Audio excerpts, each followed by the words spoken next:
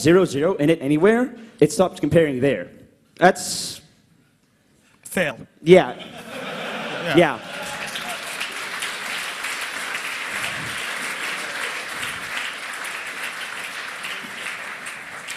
And they screwed up everywhere. All over the place. So I guess it's back to the NES days. This is 8-bit security here. So how do we abuse this? Well, there's a neat trick. I said it was an exponent and a modulus. Well, 0 to the power of anything, mod anything, is still 0. That's useful because we're stopping on a 0. That means our SHA-1 needs to start with a 0. If we're comparing it to an SHA-1 that's all zeros, because it's a string compare, it thinks it's an empty string. Brute force it, it's just a 0. So we can just tweak stuff until it happens to match a 0. And once it does, we can pass it as an original signature. We can use unsigned games, an unsigned system menu, unsigned ISIS, and even an unsigned boot too. We can change all the code in the system using this bug. I have a little demo here, just to show how this works. I'm just going to type out some stuff here.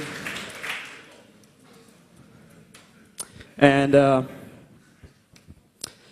so as you mentioned here, basically we have to do a little bit of fuzzing in order to manipulate this into something that satisfies our criteria where it needs to start with 0. And that means we have to try up to 256 times.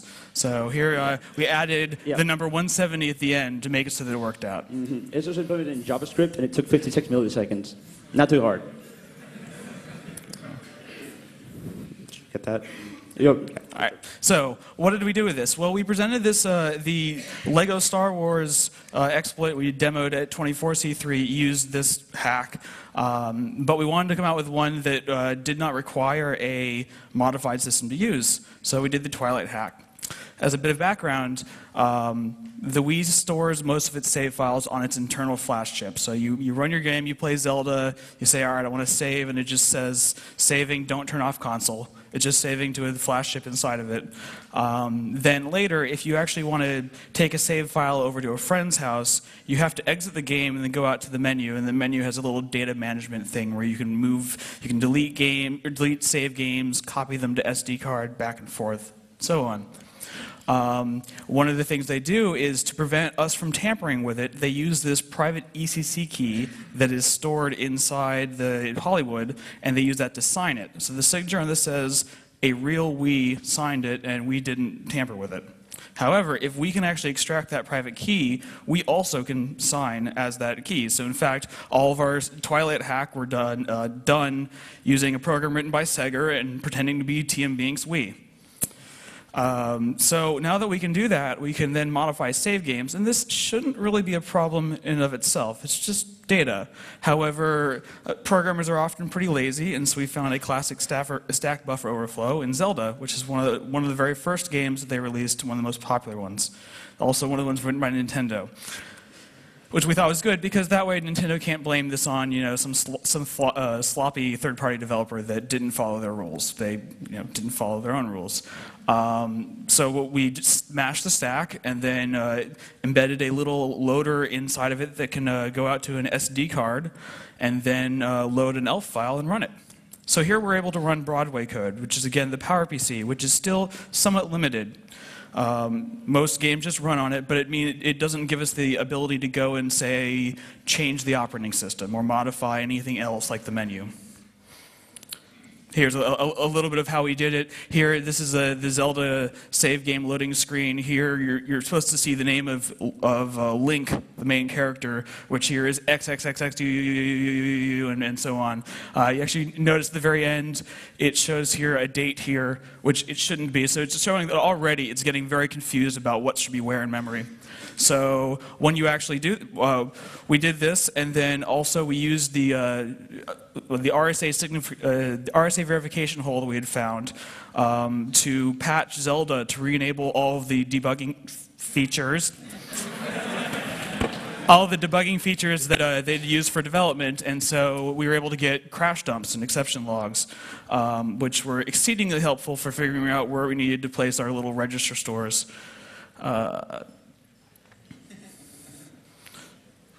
So from there, we then made our little ELF loader, and there we go. This was our first little release, a little proof of concept.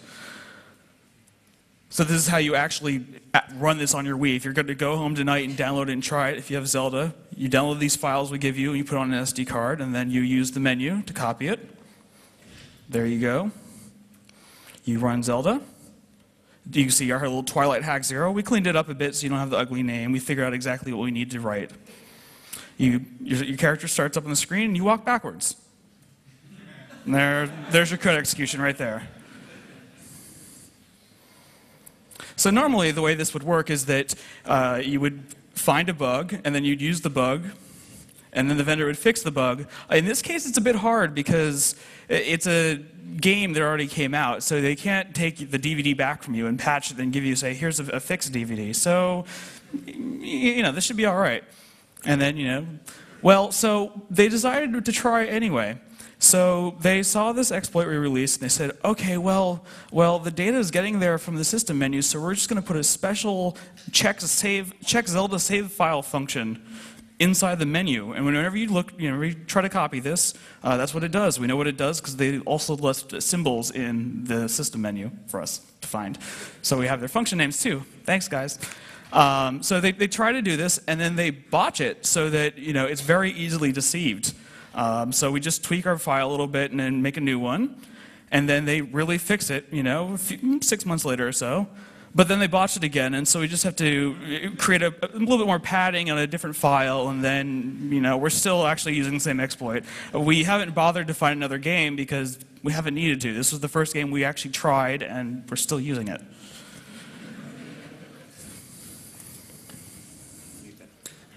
Okay, so we said that iOS boots from NAND. Well, it turns out that Nintendo decided that they wanted to upgrade this while maintaining backwards compatibility with games.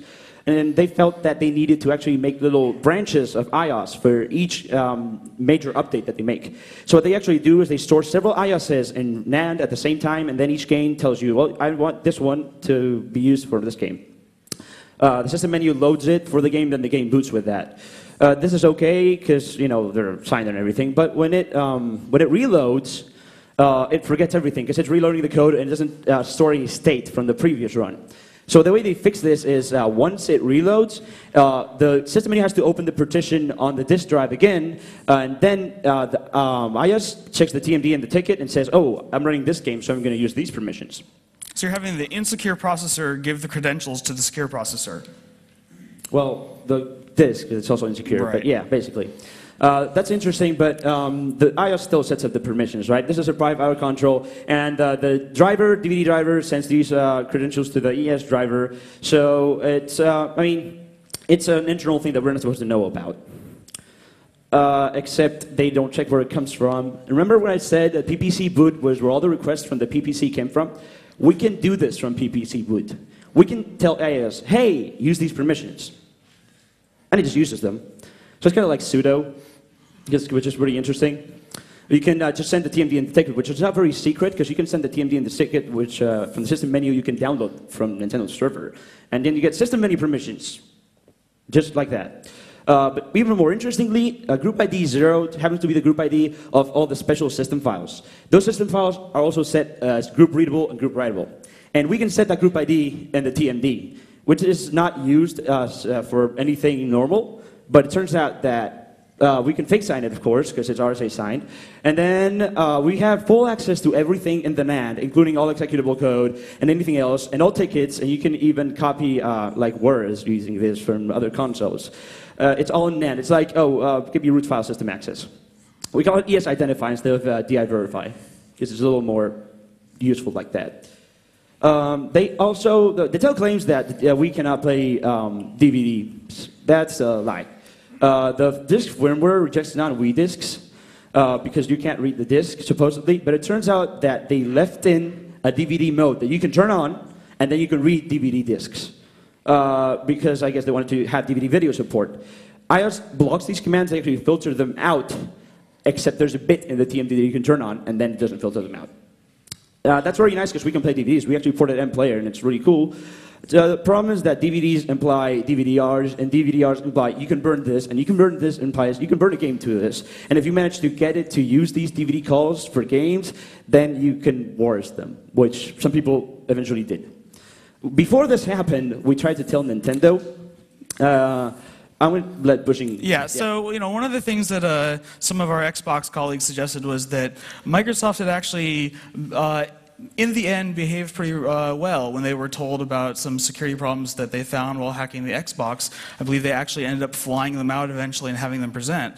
So we thought, well, maybe it would be fun to have a nice open relationship with Nintendo. At least say, hey, here's a bug that we actually don't really care about because we're not using it to run our code.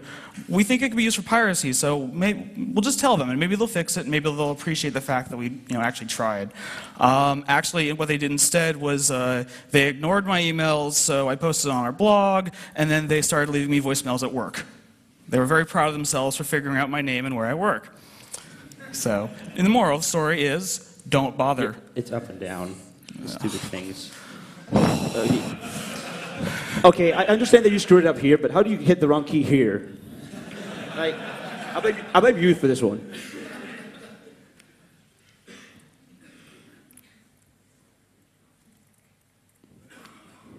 So, as far as response goes, we demonstrated the first unsigned code back on 24C3.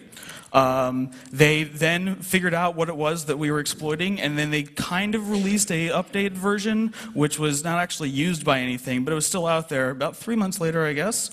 It didn't do anything, but I think it was there to scare Datel, who was trying to release a commercial product that used it. They actually then, a few months later, released a version 3.3 that fixed it in more versions and also tried to do their little Twilight hack check.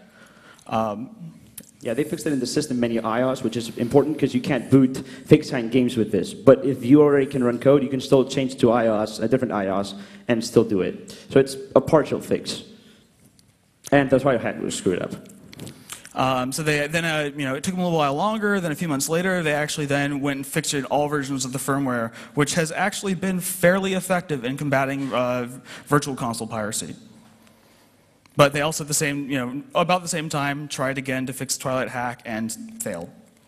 And that's where we're at right now. So as far as going briefly over the problems of approach, what should they have done differently? Well, they took an RSA signature thing, which is something that's used all over the place, and there's plenty of public domain code just waiting for you to use it. And for some strange reason, they decided to rewrite it all themselves, and they messed it up. So there is a bug in this code which should have been easy. Not those keys. They also then went on to store all of their keys in external memory, which we could then play with because it's hardware. They then also forgot to clear these keys out when they were using them, when they were done using them. So we were able to use their legacy mode to actually get into this. And then the last biggest one, which is still there, is that they only check the signature when you install new software. So you can actually go and use a program like Starfall and go and modify the system menu once it's there all you want. They never bother to actually check. So if you have NAND access, either software or hardware with the keys, you can still do anything. As far as API problems goes, they have this interaction between these two processors, but you're allowed to arbitrarily tweak this the iOS code. Oh, sure. You can also call it private functions, like he has identified. It's kind of weird because, I mean, they tried to verify some of them, but they obviously didn't go through and said this one yes, this one this for this one, this one for this one. Some of them have checks and some of them don't. It's missing a code review here, or something like that. It's pretty poor.